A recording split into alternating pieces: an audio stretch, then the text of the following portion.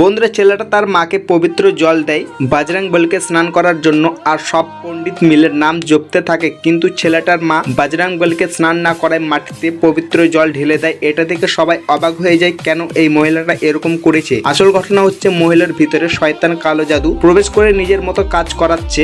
এটা দেখে সবাই চুপচাপ থাকে। তখনই কালো জাদুর আত্মা বজরং বলীর মূর্তি ধরে দূরে ফেলে দেয় আর একটি মেয়েকে বলি দেওয়ার কথা বলে, তার কাছে নিয়ে আসে। তখনই ছেলেটা এটা দেখে মেয়েকে বাঁচানোর জন্য এগিয়ে আসে, কিন্তু ছেলেটাকে কালো জাদুর আত্মা ধরে দূরে ফেলে দেয়। আর বেহুশ হয়ে গেলে ছেলেটার মা দৌড়ে ছেলের কাছে আসে, ওঠার কথা বলে কিন্তু ওঠে না। পাশে বজরং বলীর মূর্তি দেখে বলে, আমার ছেলেকে তুমি ওঠাও, যদি না ওঠাও তাহলে আমি আমার জীবন তোমার নামে করে দেবো। এই বলে মাথা ঠুকতে থাকে। মহিলা বেহুশ হয়ে গেলে কালো জাদুর আত্মা ঘটিটা ধরে দূরে ফেলে দেয়, আর এই ঘটির মধ্যে পবিত্র জলটা বজরং বলীর মূর্তির উপরে পড়লে ছেলের ভিতরে বজরং বলী প্রবেশ করে সবকিছু ছারখার করে দেয়। পাশে থেকে সবাই বজরং বলীকে শান্ত